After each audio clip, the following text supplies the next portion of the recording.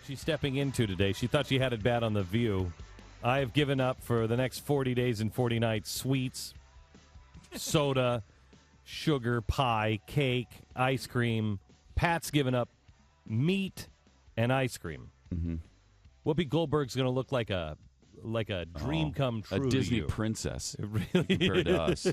How dare you, Ann Coulter, talk about race? Have you ever been black? Who do you think you are? Have you ever been black, Ann Coulter? Ever?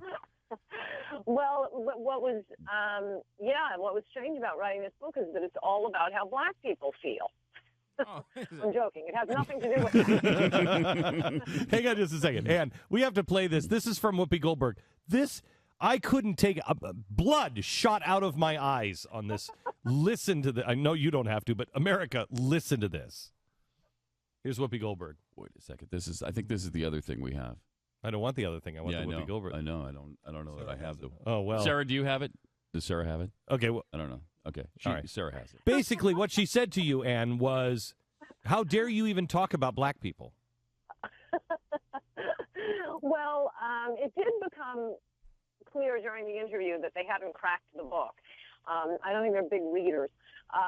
But it was a great interview for that reason, because they were repeating all the crazy myths that I wrote my book to counteract. And as I told Whoopi, it's not a book about how black people feel. It's about how white liberals demagogue the issue of race, keeping everyone stirred up and hurting America and black America most of all. I saw you on, I think maybe with Juan Williams. Was that last night? And yes, and did you see how much he liked the book? I will tell you, Ann, that I was impressed. It never really clicked with me until your book, until I'm watching you and listening to you now, where all of a sudden I feel like the dumbest guy in the world. I'm like, wait a minute. Why the hell? Why the hell am I the one that's so racist? Because I don't have any, black supporters, as a conservative. We try to reach out over and over again. We want to be inclusive, but the left continually paints us into everything that we are absolutely not, and somehow or another, that's our fault. Yes, exactly. And it does kind of drive me crazy. I mean, I think everyone should be a Republican.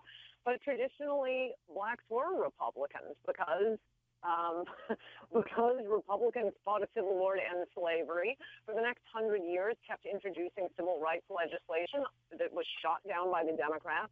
Our platforms had anti-lynching legislation, anti-poll tax legislation, public accommodation legislation. Our Republican platform in 1956 endorsed Brown versus Board of Education. The Democrat platform did not. In fact, that very year, they ran a segregationist on their ticket. All the segregationists were Democrats, and they were not conservative Democrats, as we're always told. They were dyed-in-the-wool liberal Democrats, and they're still being honored by Democrats like Bill Clinton, who slapped Orville Faubus on the back at Clinton's first gubernatorial inauguration and invited J. William Fulbright, an extreme segregationist. William Fulbright voted against the Civil Rights Act of 57 and 60, pushed by Eisenhower, of 64, 65. He signed the Southern Manifesto, and Bill Clinton gave him the Presidential Medal of Freedom, and that the speech commended Fulbright for teaching Americans to see Russians as people too. Yeah, well, we couldn't see black Americans as people too.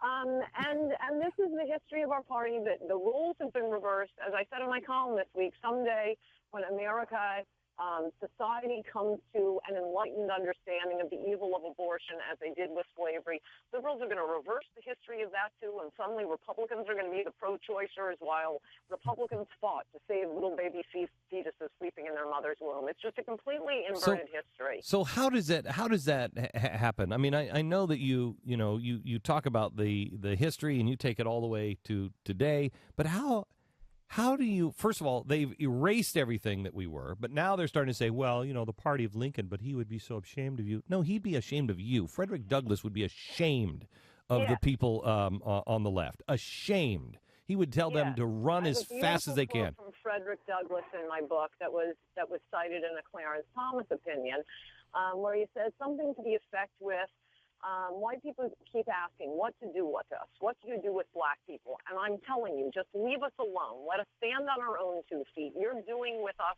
has caused enough trouble. I honestly, Ann, I thought about that last night. Play the audio of the woman in Ohio, Stu or Pat, the the Obama phone lady.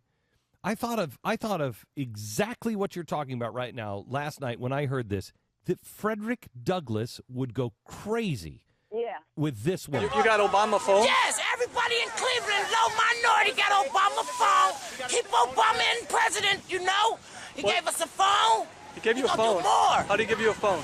You sign up if you on food stamps, you on Social Security, you got low income, you disability. Hey, I have a question. This is slavery. This is slavery. I know it's heartbreaking, and so much horror that has been done to the black family and the black community were specific policies by Democrats, as you will find in my book. Blacks were more likely to be married than whites from about 1920 up until the Great Society programs. But Democrats pretended to care about black people for about 5 minutes, then dumped them, and now they just slap the civil rights label on all the issues they really care about, like abortion on demand and homeless rights and gay marriage and voter fraud. That's a big one for them. And they don't mind insulting black people in order to keep engaging in voter fraud. I mean, their argument I'm gathering is, black people are too stupid to get a photo ID.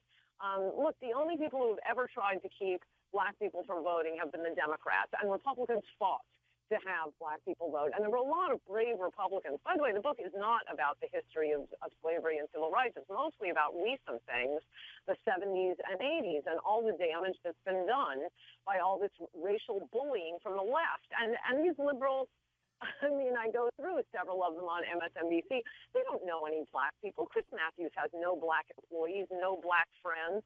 He lives cheek by jowl next to a majority black city, and he's in lily white Chevy Chase. He sends his children to lily white private schools. I include a URL of a New York Times write-up of Chris Matthews' son's wedding a few years ago, and you can see everyone in the church, not a black face in the group. And, of course, you'll recall how Chris Matthews introduced Representative Elijah Cummings as Representative James Clyburn. If that happened at Fox News, if you ever did that, Glenn Beck, the power would be pulled. I have to tell you, I think I watch people like Chris Matthews, and he's living in 1963. He really is. He thinks that these people... And I don't know, Ann, do they really believe this, or is it just machine? It's worse. It's worse than that. It is just about their own self-image. So they can look in the mirror and think, I'm a really great person. And I mean, I've said before, I think the desire to be self-righteous and on your high horse can be a more compelling human desire for liberals than the desire for sex. They just love taunting other people and talking about their own racial enlightenment. Give me a break. You don't have any black friends. How do we combat this? Because we are in more trouble than I think I have seen my country in my lifetime. And I think since the Civil War, we are facing in the Middle East, with what this president is doing in the Middle East, how he is in bed with the Muslim Brotherhood, we are approaching a Cuban Missile Crisis moment. Yeah. How do we... Or a toppling of the Shah and taking of the hostages moment. And I was thinking about that. If you watch a lot of TV, as I do, a lot of cable news, it's like we're living in different worlds. Yeah. On Fox News, we're getting the UN coverage, we're getting the Middle East exploding, and over on MSNBC, all you hear about are the polls and, another gaffe by Romney today. He said good morning. Can he emerge from this? Didn't he know that in the Eastern time zone it was already afternoon? No, seriously. And this week, Chris Matthews launched one of my favorite ones, Mitt Romney using the word apartment is racist. Apparently, because black people live in apartments. It's the damnedest thing I've ever heard.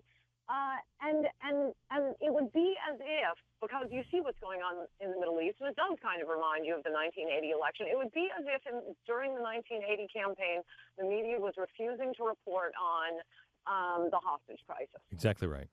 So how do we repair this? How do we come together as people? The divided house is not going to stand. So how do we come back as people? And beyond that, does Romney win this election? I still think he wins. I mean, the economy is a disaster. The only danger is that the racial mau-mauing from the left will work again. I mean, I think Obama or any Democrat would have won in 2008, no matter what. We were running John McCain. The economy collapsed right before the election, but it is a fact that more white people voted for Obama than have voted for any Democratic candidate for president for nearly 40 years. They must have felt guilty about something. I have no racial animosity, so I was free to vote for the Republican. But the point of this book is to remind people that racial bullying has never produced anything good. It produced New York City as Dante's inner circle of hell under David Dinkins, rescued by Rudy Giuliani, because luckily New Yorkers didn't fall for it again. And Bill Clinton came to New York City when Dinkins was running for re-election and accused New Yorkers, of the ones who were not going to vote for Dinkins, of racism. Are you concerned? And luckily that didn't work. Are you concerned at all? Because honestly, the TSA is now stopping people, and they're, saying freeze, and then you just have to stand there while they do their little drills and all these things that are going on. And the way people, they say something about, you're a racist or whatever, at least today, and luckily it's only today, I'm just to the point where it's like, go to hell. I don't give a flying crap about what you call me or what you say. Go to hell. Yeah, that's very healthy. That's why. Is it healthy? The argument of my book is that the world changed for the better after the OJ verdict. So that was when the white guilt bank shut down. And it was the best thing that ever happened to Black America, because they weren't treated like children anymore. And suddenly you saw this flowering of actually talented Black people. Jesse Jackson was no longer the sole spokesman for Black America. Republican policies that we hadn't been able to enact for decades, like law and order policies and welfare reform, because those policies were called racist, were put into effect to enormous success. So successful that Bill Clinton claims credit for both of them. Ann Coulter, it is always a pleasure to talk to you, and you're one of the smartest and bravest people out there, and I appreciate you out there pitching every day. And Ann's going to be on with us. And now I'm going to have to give up something for the next 40 days. Well, I don't know. Are you're a praying person, aren't you?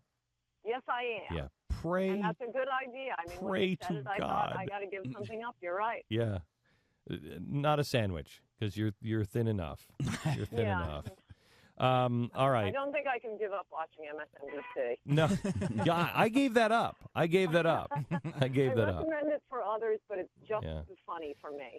All right, and you're going to be on with us all the way through November 6th, and I appreciate it, and God bless. The name of the book is Mugged: Racial Demagoguery from the 70s to Obama by Ann Coulter. Well worth the read. Thank you very much, Ann. Talk to you. Thank you, Glenn. Bye-bye. Bye-bye.